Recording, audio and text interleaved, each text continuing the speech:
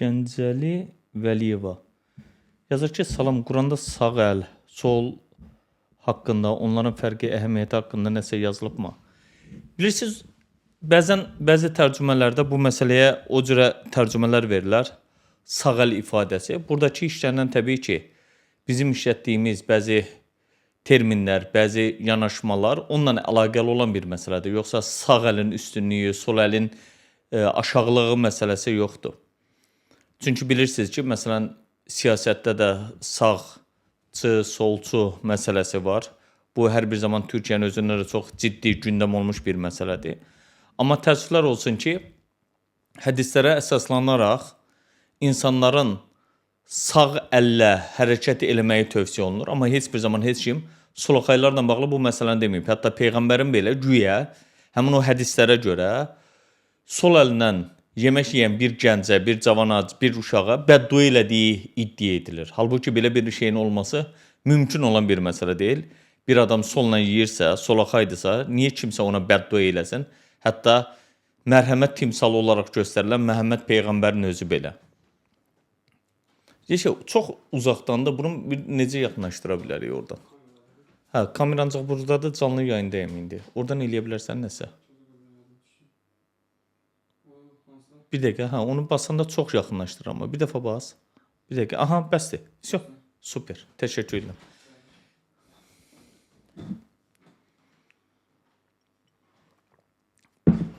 Hə, o sualla bağlı mövzunu davam elətdirək. Deməli, sağ əl, sol əl məsələsi ilə bağlı hər bir zaman bu məsələni gündəmə gətiribdilər. Hətta, üzr istəyirəm ifadəmə görə, təbii ehtiyac yeri olan və yaxud da bəzən mədəniyyət evi deyə adlandırılan, bu da nə qədər doğrudur, mübahisə predmeti olan bir məsələdir. Bununla əlaqəli belə, məsələn, sol ayaqla girib sağ ayaqla çıxmaq, çıxarkən müəyyən bir dua edilməsi, Allahumma inni əuzu bika minəl xubsi vəl xəbəis deyə belə bir duaların edilməsi belə tövsiyə olunub, danışılıbdır. Yəni, bu cür yanaşmalar olduğuna görə insanlarda belə bir təəssüratlar yaranır. Məsələn, bilirsiniz ki, məsələn, bu günlərim dünya çempionatı gedir. Dünya çempionatında solakay olaraq bilirsiniz ki, artıq tarixə keçib. Argentina milli komandasının oyuncusu, vaxtı ilə Barcelona'nın, indi səhv eləmirəmsə, Miami'nin oyuncusudur. Messi'nin özünün sol ayaqla vurduğu qollar da nəzərə alınır. O zaman sol ayaqla gedir deyə bunu yanlış mı düşünüləcək? Ona görə bu məsələnin yanaşılması heç bir şəkildə doğru deyil. Bunun bu cürə təqdim edilməsi, sağın soldan üstünlüyü, solun sağdan aşağılığı məsələsi aktual bir məsələ deyil, doğru bir yanaşma da deyil. Dostlar, bir-bir baxıram suallara, elə də oxuyacağım. Sonra, salam Elşad müəllim, sizə bir sualım var. Xahiş edirəm, dürüst cavab verin. Dostum, bax, bu sualın özü bir yanlışdır. Xahiş edirəm, dürüst cavab verin. Mən kiməsə görə, nəyəsə görə, niyə dürüst olmayan bir cavab verim? Yəni, mənim kimlənsə asılacağım bir məsələ mi var? Və yaxud da kimlənsə qorxacağım bir məsələ mi var? Ehtiyat mı eləyirəm? Xeyr, hər bir zaman səmimi olmuşam, hər bir zaman dürüst olmuşam, hər bir zaman bu cürə doğruları danışdığıma görə, bəzilərin pətəyinə çomaq soxduğuma görə onlar insanlara sancmağa çalışırlar. Onlar insanları hər hansısa bir şəkildə məhv eləməyə çalışırlar. Amma yoxsa bunun dürüstlüklə və yaxud da hər hansısa bir fərqli cavab verməklə əlaqəsi yoxdur. Hətta siz bunu deyirsiniz, amma sizin özünüz belə bunu yazan adam öz adınızı yazmamışsınız. Bilmirəm kimsiniz, tanımıram. Ancaq bu özü dürüstlükdürmü? Başqa adla girib, qarşıdakı insanı dürüst olmaqda, dürüst cavab verməkdə ehtiyam. Ona görə belə şeyləri xahiş edirəm, nəzərə alın. Bu, hər birimiz üçün daha yaxşı olar. O nə deməkdir ki? Tərsdir. Onu nə etmək lazımdır? Yox, gec olar. Eybi yox. Bu problem yoxdur axı. YouTube'da mən görürəm də, elə deyil. Eybi yox. Kamera ilə də çəkirəm. Kameradan onu eləyə bilərəm. Düz deyil sonra. Bunu düzəldərik sonra. Oldu balam. Çox sağ ol.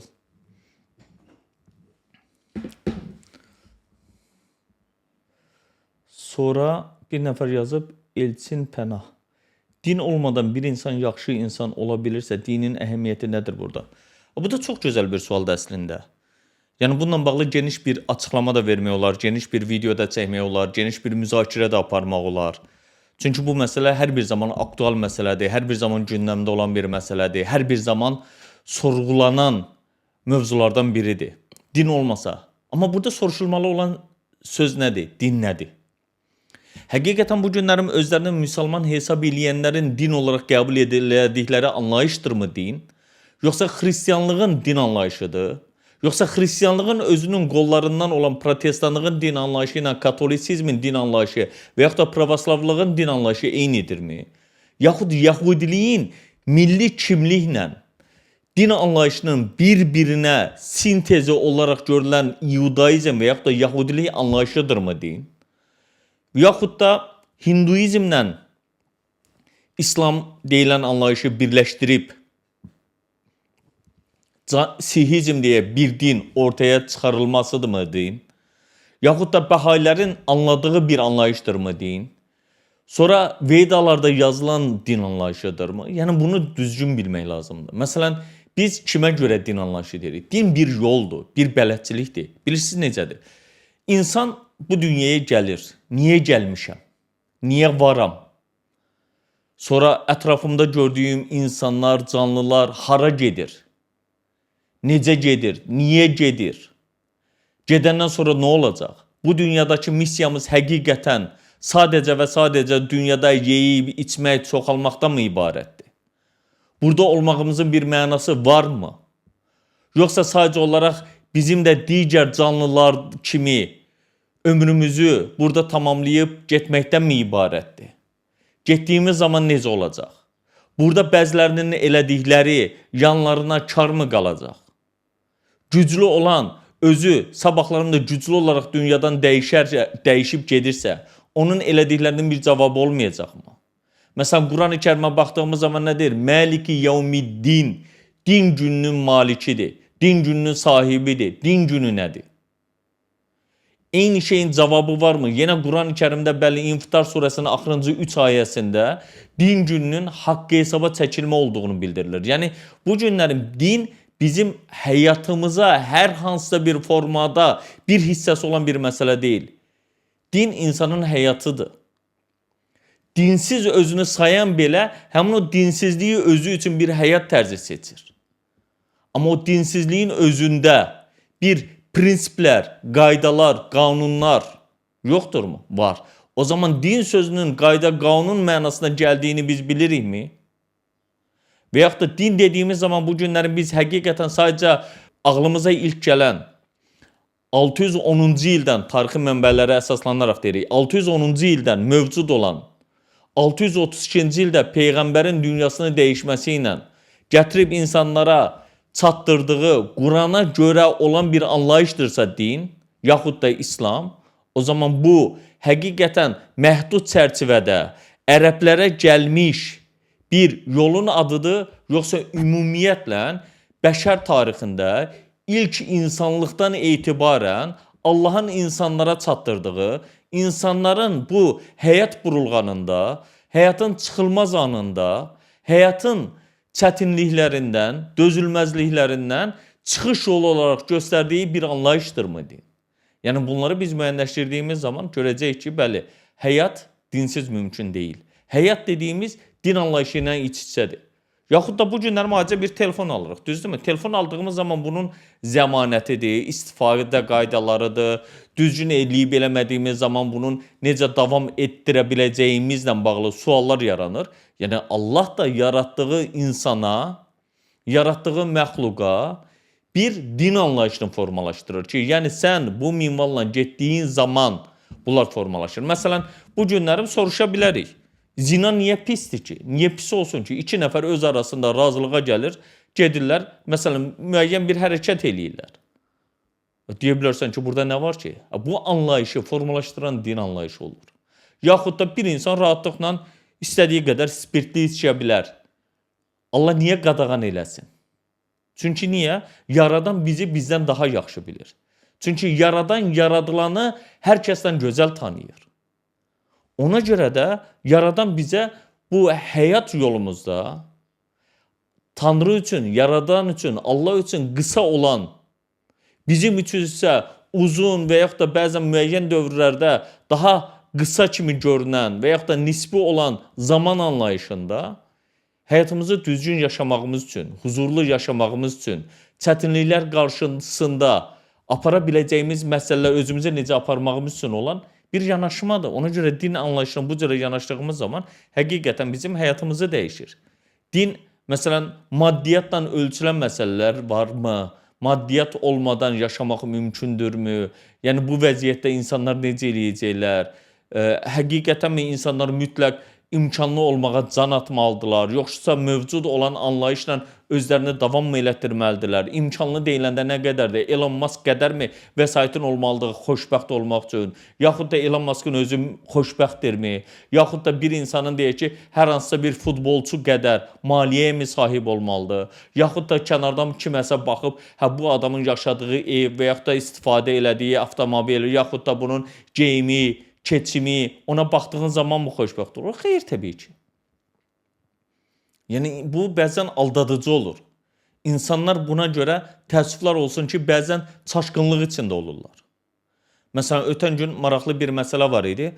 Adam çox gözəl bir söz işlədir. Deyir, mənim varım, dövlətim olduğunu güman eləyirdim və bunun da hər şey olduğunu inanırdım. Amma müəyyən bir dövrdən sonra, mərhələdən sonra öz qardaşına deyir ki, mən inandım ki, mənim heç nəyim yoxdur, amma sənin ailən var, övladların var, sən mənim sahib olduqlarıma sahib ola bilərsən, amma mən sabahlarım sənin sahib olduqlarına sahib ola bilməyəcəm, deyir. Yəni, bunun özü belə həyatın, anlayışın nə qədər fərqli olduğunu bizə göstərir. Yəni, bəzən insan var, baxırsınız ki, bizim üçün, müəyyən insanlar üçün əlçatmaz olan, hər hansısa bir villada yaşamağı, yaxud da möhtəşəm bir qəsrdə yaşamağı kənardan daha fərqli görünə bilər. Amma məsələnin mahiyyətini bildiyimiz zaman həmin o daş yığınağının bəzən onun üçün bir zindandan fərqi olmadığını görürsünüz. Yəni, bugün sosial şəbəkələrdə insanlar çox rahatlıqla bir-birlərinə ən xoşbaxt anlarını, yəni dondurulmuş bir neçə saniyəni göstərə bildikləri halda, halbuki onların günləri, hətta həftələri, hətta ayları, hətta illəri, hətta ömürləri çox bədbin şəkildə, çox pessimist bir şəkildə davam edir. Bunu insanlara biruzə verirlərmi? Xeyr, hər kəs insanlara durub hər bir şeyini açıqlayacaq deyil. Çünki mənə gələn, mənim gördüyüm, bildiyim, xəbər tutduğum, mənə yazanlardan, oturub söhbət elədiklərimdən, gördüklərim dəhşətdir. Yəni, həqiqətən həyatın heç də göründüyü kimi olmadığını göstərir. Sonra Söhrab yazıb ki, salam Elşad hocam, necəsiz? Təşəkkür edirəm.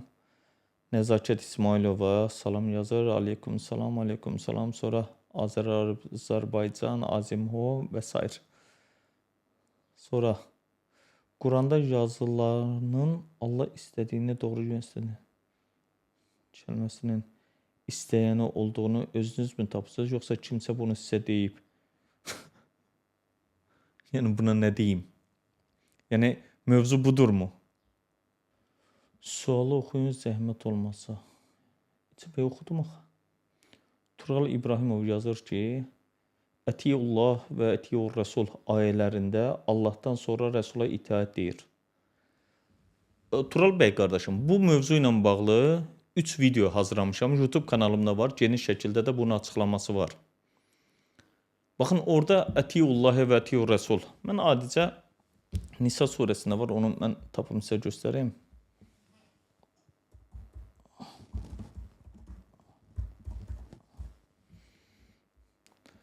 Deməli, Nisa surəsinin 59-cu ayəsində. Nisa surəsinin 59-cu ayəsini açıram. 4-cü surənin 59-cu ayəsini. Baxın, orada nə deyir? Yə eyyuhəl-ləzinə əmənu ətiullahə və ətiur rəsul və ulil əmri minkum. Sizdən olan ulul əmr sahiblərinə. Deyir ki, əmr sahiblərinə. Burada Allaha itaət deyir, Rəsula itaət deyir. Baxın, gəlin soruşaq. Bu günlərim Allahın Rəsulu yaşayırmı? Xeyr. Ona necə itaət eləyəcəksiniz? Bəziləri deyilir ki, hədislərə itaət eləmək, Rəsula itaət eləməkdir. Qardaş, Hədislər nə vaxt yazıldı? Peyğəmbərin ölümündən əsrlərlə sonra. Bu əsrlərlə sonra olan həmin kitablığın insanlar Rəsula necə itaat edirdilər? Yaxud da deyək ki, yazılan həmin kitablarda Rəsula itaət deyən hədislərə mi itaət edirik? Yəni, bu günlərin Buxarinin özündə, baxın, açın, baxın, yazıram burada. Buxarda haradasa 6-7 min arasında hədis var. Bunların təkrarlarının çıxdığımız zaman 2-3 min arasında hədis qalır. Həmin o hədislərin hamısı Məhəmməd Peyğəmbərə aid də deyil. Yəni, aid kimi təqdim olunur, amma əslində baxdığımız zaman görürük ki, Peyğəmbərdən özünün sözü olmayan sözlərdən də danışılır. Peyğəmbər haqqında olan sözlərdən də bəhslər açılır. Yəni, demirəm bunların hamısı ümumiyyətlə Peyğəmbərə aiddir, bunlar doğrudur, ya yox. Bu suala görə deyirəm. Yəni, buradakı həmin o sualda Rəsula itaətdirmi bu? Məsələn, Peyğəmbərin özünün bir gündə xanımlarının hamısı ilə birlikdə olması ilə bağlı rəvayət var. Yəni, bu Rəsula itaətdirsə, Peyğəmbərə itaətdirsə, bu hədisdirsə, o zaman insanlar da bir neçə xanımlar almalıdırlar. Sonra da bir gündə onun kimi hərəkət eləməlidirlər. Sual verə bilərsiniz ki, yox, bunun indi bizə aidiyyatı yoxdur. Yaxşı, aidiyyatı yoxdursa, o zaman bu hədisin Buxaridə səhih olaraq gəldiyi iddiasının olmasının bir mənası varmı? O zaman niyə var? Əgər bizə aidiyyatı yoxdursa, Peyğəmbərlə əlaqəli idisə, həmin dövrlə əlaqəli idisə, mənə nə? Və yaxud da sizə nə? Yəni, ona görə Rəsul anlayışı elə təqdim edirlər. Baxın, acı mən sizə başqa bir məqamı da göstərim. Quran-ı Kərimin Tövbə surəsi var, bilirsiniz. 9-cu surənin ilk ayəsində də var. Nisa. Baxın, burada həmin yerdə, ayədə, ərəbcəsində özünüz görərsiniz yəqin ki. Yəni, burada birinci ayədə baxın. Deyir, Bərəətun minallahi və rəsulihi iləl-ləzinə əhəttum minəl-müşrikin. Yəni, burada Allah, bax, necə tərcümə olunur? Minallahi və rəsulihi. Allahdan, Rəsulundan bir bəraətdir, deyir. Əhəttum minəl-müşrikin. Sonra davam eləyəndə də görürsünüz ki, burada Allah və Rəsulundan, yəni Peyğəmbərdən söhbət getmir. Allah və Rəsulu dediyimiz çünki Allah Rəsulu vasitəsilə insanlara çatdırır. Bu günlərim Ətiyullahi və Ətiyur Rəsul, həmin o Rəsul deyilən birinci növbədə göndərilən sözdür. Yəni, bugün göndərilən Qurandır. Təbii ki, bu kimin vasitəsilə göndərilir? Peyğəmbər vasitəsilə. Peyğəmbər yaşayırmı? Xeyr. Amma əlimizdə bu var. Quran var əlimizdə. Bu olurla bunu başqa cür başa düşmək, anlamlandırmaq mümkündürmü?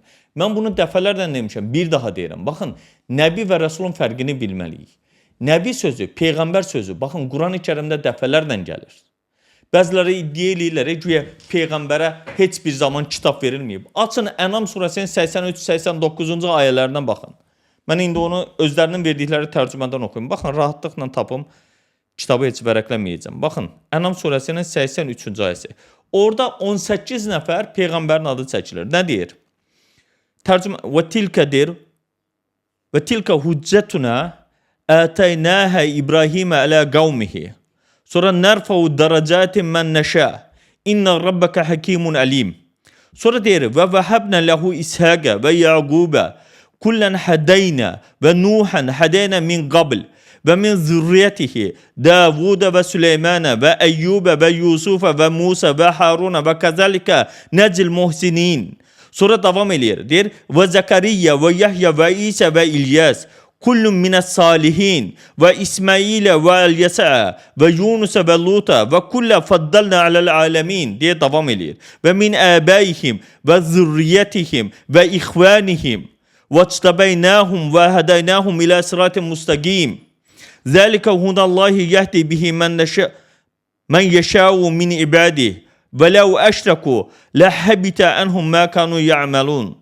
Sonra nə deyir? Uləykəl-ləzinə ətəynəhumul kitab.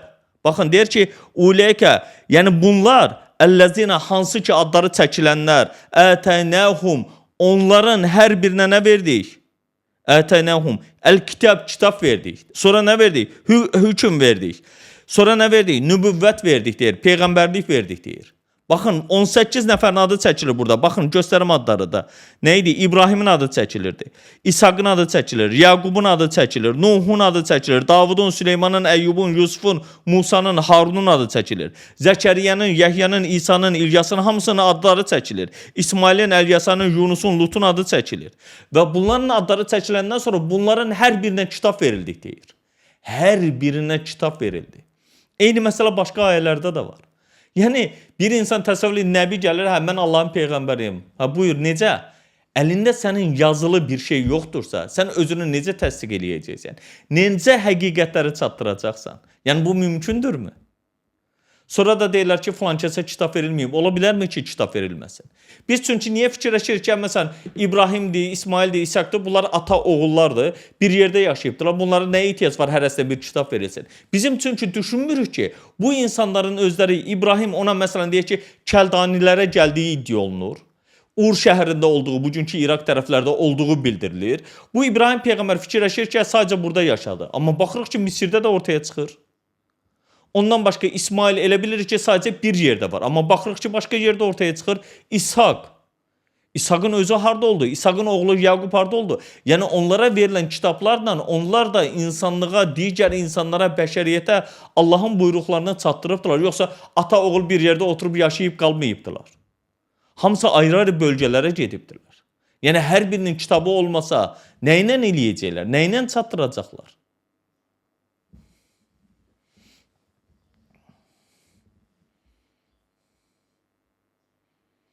Ona görə də dostlar, baxın bir daha deyirəm.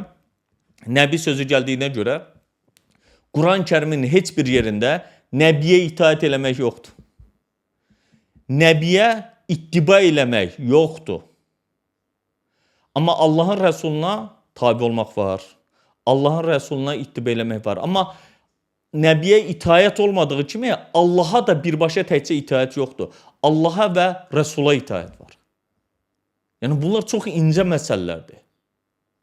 Hətta o qədər incə məsələlərdir ki, bunu başa düşdüyümüz zaman biz Quranın düzgün analizini, təhlilini, tərcüməsini, təfsirini başa düşəcəyik. Bunun mənasını biləcəyik. Düzgün şəkildə təhlil eləyə biləcəyik. Düzgün şəkildə məsələlərə arxa tərəfini bilmiş olacaq. Bunları bilməyəndən sonra problemdir qardaş. Çünki niyə? Biz bu günlərim Rəsul dediyimiz zaman Rəsulla Nəbinin fərqini bilmiriksə, Rəsul olaraq bir neçə sadəcə peyğəmbəri deyiriksə, güya hədislərə görə 316 mı, 313 mü Rəsulun olduğu bildirilir. Bəs digərləri 124 min peyğəmbər. Hanı 124 min peyğəmbər? Hardan çıxardırsan? Bir hədisə görə 124 min deyirsən, digər bir hədisə görə də 224 min. Qardaş, bu hədisə də sonra vəh deyirsən. Allahın kitabına paralel bir din kimi ortaya qoyursan, göstərirsən. Belə bir din mi olar? Sən sanki Allah bir şeyi çatdıra bilmir. Yarımçıqdı bu kitabda sanki. Ona görə də Allah təzdən peyğəmbərin vasitəsilə hədislərə ehtiyac yaradır. Bu hədislər nə qədərdir? 100 minlərlə. Bunu özüm demirəm. Açın Buxarinin ilk səhifələrində orada deyir ki, Buxarinin özü 600 min hədisin içindən bunu çıxarıb. Məsələn, bu günlərim Əhməd bin Həmbələ baxın. Əhməd bin Həmbəlin müsnədində 40 min hədis olduğu bildirilir. Yəni bu 40 min harada idi? Deyir ki, 30 mini sağlığında yazıb, öləndən sonra da oğlu tərəfindən də 10 mini əlavə edilib. Müsnəd nə vaxt çap olunub? 1900 neçənci illər. Nəysə, bu mövzulara girmirəm indi. Bunlarla bağlı, hədislərlə bağlı, həmin o sayı ilə bağlı, kateqoriyalarla bağlı bunları elədiyimiz zaman bunları özünüz görəcəksiniz. Dəhşət məsələlər var. Adam hədisdən danışan insanlar hələm hədis külliyyatını oxuyub qutarmayıbdılar. Bizə etiraz eləyənlər Buxarını tam o şəkildə oxuyub bitirməyibdilər. Müslimlə danışanlar Müslimin təkcə hələm şərhlərini qoyuran bir kənara özünü oxumayıbdılar. Quranla etiraz eləyənlər Qurandan xəbərləri yoxdur və Quranı tam olaraq oxumayıbdılar. Sadəcə ərəbcəsini xətm eləmək üçün oxuyubdular. Yəni budurmu din anlayışı? Budurmu sənin həqiqətən İslama yanaşman? Budurmu sənin Quranla bağlı təsəvvürlərin, xəyalların? Budurmu sənin hədislərə, hədis güya müdafiəçisən yanaşman? Təbii ki, xeyr. Belə bir şey ola bilərmi? Sonra dostlar, Emin Quliyev yazır ki, Elşad müəllim, sualım belədir. Biz doğrudanmı Adəm və Həvvadan dönmək yox, yəni oradan doğulma mı demək istəmisiniz? İnandırıcı deyil, dərinə geçsək. Emin bəy, bunun dərinə getməyə ehtiyacı yoxdur ki. Quran-ı Kərimin heç bir ayəsində, heç bir yerdə Adəmin ilk insan olmasından bəhs edilmir. Sadəcə bunu Ali İmran surəsində İsa ilə əlaqələndirilən bir ayəni gətirərək onun da elə olduğunu deyirlər. Halbuki əlaqələndirən insanlar İsa'nın o zaman niyə əgər Adəm torpaqdan yaradılıbsa onun da torpaqdan yaradıldığını müqayisə edib bizə demirlər? Eyni şəkildə çatdırmırlar. Bu cürə yanaşma mümkündürmü? Təbii ki, xeyr. Adəm və Həvvadan biz niyə bacı qardaşdan doğulmalıyıq? Həqiqətən insanlar bacı qardaşdan mı doğulub? Güya bunu da belə bir anlayışla gətirib təqdim edirlər ki, güya Adəmlə Həvvanın ekiz uşaqları olurmuş. Hər dəfə olan ekiz uşaqları da bir oğlan bir qız olurmuş. Sonra ikinci dəfə dünyaya gələndə yenə də qız oğlan olurmuş. Sonra da həmin o qızla oğlanlar müəyyən bir dövr sonra çarpaz evləndirilirmiş. Güya bu zaman çarpaz olanda bacı qardaş olmurmuş. Belə bir anlayış ola bilərmi? Açın Quran-ı Kərimdə 42-ci surə var. 42-ci surə Şura surəsinin 13-cü ayəsini indi mən sizə göstərim. Baxın həmin orada özləri verdikləri tərcüməsini də deyəcəm. Deyir Allah Nuh'a tövsiyə etdiyini, burada tövsiyə demir özdə. Tövsiyə eləmək hara? Şərə deyir. Şərə hökm qoymaqdır. Şari sözü buradan gəlir. Deyir Allah Nuh'a tövsiyə etdiyini, sənə vəhy etdiyimizi İbrahimə, Musaya və İsa'ya tövsiyə yenə yazıb da. Tövsiyə etdiyimizi sizin üçün də dində qanun elədi. Deməli dində qanun Nuhda da, İbrahimdə də, Musada da, İsa'da da hamısında eynidir. Bunu dəyişə bilmərsən.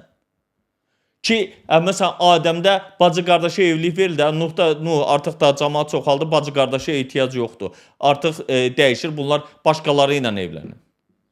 Arkadaş, özünüz fikirləşin də, belə bir şey ola bilərmi? Təsəvvür edin, bu günlərim biz 21-ci əsrdə yaşayan insanlar dövlətimizin qanunu çıxdı. Əmi oğlu, əmi qızı, dayı oğlu, dayı qızı, bibi oğlu, bibi qızı və s. kimi evlənmələri qadağan edildi. Nəyə görə? Yəni bu günlər buna çıxıb hansısa bir bu doğrudur, səhvdir deyə bilirmi? Niyə? Çünki müəyyən bir səbəbləri var idi. Müəyyən məsələlərlə əlaqəli olmuyor. Bu günlər dayıoğlu, dayı Allah sanki ilk yaratdığı insanları bir dənə yaradıb Adəmlə Həvva və salam. Bundan da bitib. Ondan sonra da bunları deyib ki, siz özünüz çoxalın. Qara dərlilər necə formalaşdı? Yəni gedib Afrikada yaşadıqlarına görə rəhləri artıq qaraldı mı? Və yaxud da Yaponiyada və yaxud da Qazaxstanda, yaxud digər yerlərdə, Monqolistanda yaşayanların da gözləri belə səhrada yaşadıqlarından görə mi oldu? Bəs insanların qan qrupları necə formalaşdı? Yəni o qədər absurd məsələlər var ki, buna uyğun gəlmir. Məsələn, mən sizə açım, indi açmışkən göstərim. Baxın, 3-cü surədir. Bunu da deyim, elə Nisa surəsi açıldı. Nisa surəsinin 1-ci ayələrində belə bir məsələ var. Bismillahirrahmanirrahim. Orada deyir ki, Ya eyyuhənnəs. Yəni, Ya eyyuhənnəsə hər bir zaman necə tərcümə verilir? Ey insanlar. İttəqu rabbakum. Deyir, Rəbbinizə qarşı, məsələn, indi tərcümə verirlər ki, Allahdan, Rəbbinizdən qorxun deyə. Amma burada ittəqu, Rəbbinizə qarşı məsuliyyətli olun. Onun buyruqlarına qarşı cavabdehliyinizi bilin. Deyir, ittəqu rabbakumullazi. Həmin o hansı ki Rəbbinizdən qorxun ki, əlləzi xaləqakum, sizi yaratdı, nədən? Min nəfsin vahidətin. Bir tək nəfsdən yaratdı. Bunu da götürüb verirlər ki, yəni Adəmdən yaratdı ona görə. Sonra hədislərlə gətirirlər ki, Adəm, ondan sonra Həvva da Adəmin onurğa sütunundan yaranır. Ona görə də qadın əyridir, onu olduğu kimi bıraxsanız əyri qalar, onu incitsəniz də qırlar. Sonra və xaləqə minhə zəvcəhə. Və bəssə minhumə ricələn kəsirən və nisəən deyə davam edir. Amma burada nə deyir? Ya yuhənnəsə, ey insanlar. Ey insanlar deyəndə Adəm və Həvvanın özü bura daxildir, daxil deyil. Deməli ki, insandırsa Adəm, Həvva insandırsa, deməli onlar da bura daxildir da. Bir neçə yerdə keçir bu ayələr. Burada nə Adəm keçir, nə Həvva keçir. Amma götürüb bu ayəyə o cürə tərcümə verirlər. Ona görə də belə bir yerdən yaradıldığını bildirirlər. Məsələn, Əraf surəsini göstərim sizə. Baxın. Əraf surəsi 7-ci surə. Bəli. 7-ci surənin 11-ci ayəsi olmalıdır.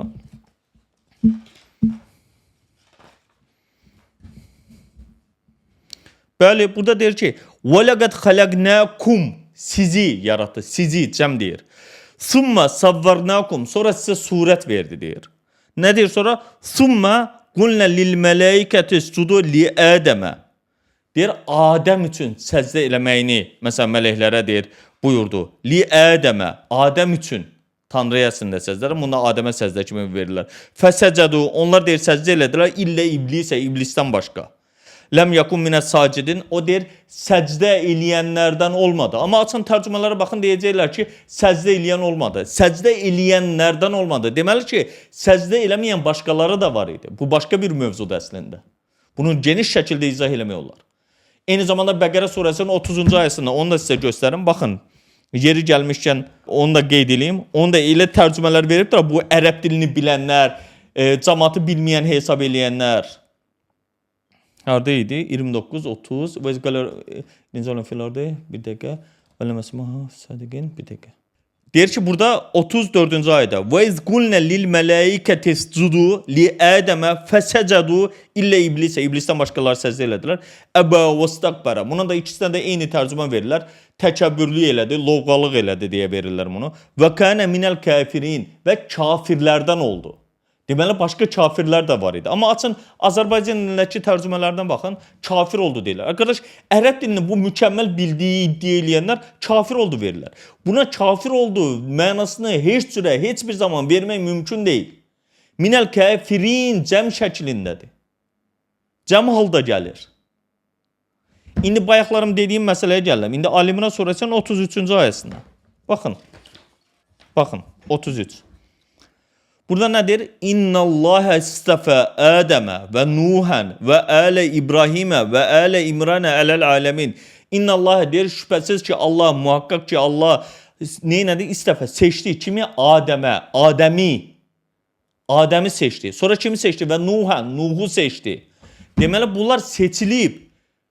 Seçilmək üçün neyini eləməlisən? Başqaları olmalıdır. Yoxsa Adəmi tək adamın neyini seçəcəksən? Hardan seçəcəksən? Kimlərin arasından seçəcəksən? Yəni ona görə bütün o deyilənlərin özünün bir əsası yoxdur dostlar. Biz Adəm və Həvvadan yaradıla bilərikmi? Nə məntiqdir bu? Sonra bir nəfər yazır ki, salam, var olan hər bir şeyin mahiyyəti olduğunu qəbul edirsinizmi? Qəbul edirsinizsə Tanrının var olma mahiyyəti nədir? Bilirsiniz dostlar, nətərdir? Yəni bu sualın özü bir paradoksdur. Tanrı niyə var deməkdir? Yəni Tanrının var olma, Tanrı digər yaradılanlarla eyniləşdirmək mümkündürmü? Yəni bu günlərin biz zamana məhkum olduğumuz halda Tanrı zamanı yaradandır, yoxsa özü də mi zamana məhkumdur? Zamana məhkumdursa o zaman zaman nədir? Məsələn bu günlərim adicə Ağ yolu galaktikası dediyimiz, Samanyolu galaktikası dediyimiz, həmin o yaşadığımız galaktikada, bu galaktikanın içərisindəki Günəş sistemində mövcud olan planetlər arasında, təkcə yer kürəsi ilə adicə Marsın arasında zaman anlayışı fərqlidir. Birində 24 saatdırsa, birində 36 saatdır. Birində daha çoxdur. Yəni bunu yaradan kimdir? Zaman mı yaradır? Yoxsa zaman mı Tanrıdır? Təəssüflər olsun ki, hətta hədislərdə zamanı da tanrılaşdırılan rəvayətlərin olduğunu görürük. Sonra Ağa Məhəmmədli yazır ki, salam Elşad bəy, siz deyirsiniz ki, bizim hədislərə ehtiyacımız yoxdur. Quranda ölünün kəfənlənməsi haqqında ayə yoxdur. Ölünün dəfn və kəfən qaydası Peyğəmbərimizdən öyrədilib, münasibət bildirirsiniz. Dostum, baxın, Ağa bəy qardaşım. Ümumiyyətlə, bir şey fikirləşək. Məhəmməd Peyğəmbərdən əvvəl, Quran gəlməmişdən əvvəl Məhəmməd Peyğəmbərin özünün bilirsiniz ki, sağlığında uşaqları vəfat elədi. Məsələn, ondan əvvəl bilirsiniz ki, İslamdan əvvəl Peyğəmbərin əmləri vəfat elədi. Babası vəfat elədi, atası vəfat elədi, anası vəfat elədi. Bunlar olduğu zaman onlar kəfənləndi mi? Hansı formada kəfənləndi? Dostlar, ola bilsin kamera sönə bilər, təkrar açacağım indi. Bateriyası ilə bağlı, bilmirəm, qaranlıq kamera, ona görə deyirəm. Amma bilmirəm necə davam edir. Ümumiyyətlə, həmin o kəfənlənmə məsələsi Peyğəmbərdən əvvəl var idimi? Təbii ki, var idi. Yuyulma məsələsi var idimi? Təbii ki, var idi. Yoxsa onlar götürən kimi, vəfat edən kimi dərhal aparın, quyuya tullayın mənasında gəlmirdi ki. Onların bu adət ənənəsi var idi. İslam bunu dəyişdimi? Qadağan mı elədi? Xeyr. Neynədir? Eyni şey davam edildi. Məsələn, bu günlərim siz elə bilirsiniz ki, Ərəbistanda olan dəfn işləri bizdəki dəfn işlərindən eynidirmi? Xeyr, onlar məsələn torpağına görə endiyin zaman torpaqdan da bir yeri qazıb ora dəfn edirlər. Amma biz nə edirik? Torpağa bastırırıq, ondan sonra üstünə nə bilim nələr qoyuruq, ondan sonra onun üstünü də betonlayırıq az qala, belliyirik. Yəni bu dəfnə hansı bir İslama uyğundur ki? Yəni İslamın ümumiyyətlə belə bir adət ənənəsi varmı? Xeyr. İslam dini dirilər üçün gəlir, dirilərə yol göstərir. Yoxsa ölünü belə bastırın, yoxsa sağ tərəfinə qoyun, sonra 3 dəfə qaldırın, yerə indirin, yoxsa bunu yuyanda nə bilim filan tərəfdən yuyun, buna qüsl aldıranda filan cürə qüsl aldırın, sonra kimisə əli dəyirsə gedib təzədən qüsl almalı. Bunlar uydurma məsələlərdir. Bunların dinə heç bir aidiyyatı yoxdur. Sadəcə mövcud olan məsələni dinləşdirib bizə təqdim edibdirlər. Məsələ bu qədər bəsitdir əslində. Kontakt test yazır ki, salam Elşad müəllim, dünyada insan necə yarandı və necə yaşamaq formalaşdı? Dostum, bu günlərin bu elmi kriteriyalara görə, bizə bildirilən məsələlərə görə dünyanın yaranması ilə bağlı, məsələn, bildirilən odur ki, mövcud olan kainat 13.8 milyard il əvvəl yaradılıb. Ondan başqa, yer kürəsində 4,5 milyard il əvvəl olduğu qeyd olunur. Əvvəl daha az idi, 3-nə qədər deyirdilər. Sonra bu araşdırmalar nəticəsində bunun daha geniş olduğunu qeyd elədilər və gəldi çıxdı 4,5 milyard il. Amma başqa bir məsələ var. İnsan burada nə vaxt formalaşdı? İnsanın yaşı ilə bağlı müxtəlif rəvayətlər formalaşdırıbdılar. Bunu 300 min il deyən də var, 150 min il deyən də var, 100 min il deyən də var. Dini terminlərə baxdığımız zaman 7 minlə əlaqələndirənlər var və s. Adicə, amma bu günlərim indiyə qədər məsələn bilinən məsələ nə idi? Hər bir zaman bilinirdi ki, bu bütün məsələ Şumerlərlə, sonra Mezopotamiya daha doğrusu ərazisində olan bir məsələ idi. Asurlar idi, onlardan və Şumerlər və yaxud da Sumerlər deyirlər. Onunla əlaqələndirilirdi, amma bu günlərim Türkiyə ərazisində tapılan Göbəkli təpənin tarixləndirilməsi 12 min ildir. Yəni eradan əvvəl 10 min ildir, üstəgəldə yaşadığımız 2 min il, 12 min il. Yəni indiyə qədər elmin özündə mövcud olan anlayışı üstünə xətt çəkən bir məsələdir. Xristianlığın özünün gətirdiyi din anlayışının üstünə xətt çəkən bir məsələdir. Yahudiliyin dinlə bağlı məsələni qeyd elədiyi məsələnin üstündən xətt çəkən bir yanaşmadır. Yəni ona görə bunları düzgün analiz eləmək lazımdır. Yəni biz yerin formalaşmağa, insan daha sonra oldu. Yəni insanın bu günlərim yaşadığı il kainatın yaranmasının yanında, daha doğrusu yer kürəsinin yaranmasının yanında bir andır, bir saniyənin nə bilim neçədə bir hissəsidir bizim yaşadığımız illər. Ona görə yer kürəsinin formalaşması və s. məsələsi, biraz əvvəldə Adəm və Həvva məsələsindən danışdım, ondan əlaqələndirə bilərsiniz. Məfhumatdan və xurafatdan bezmisinizsə, Elşad Mirinin YouTube kanalına abunə olun və paylaşın.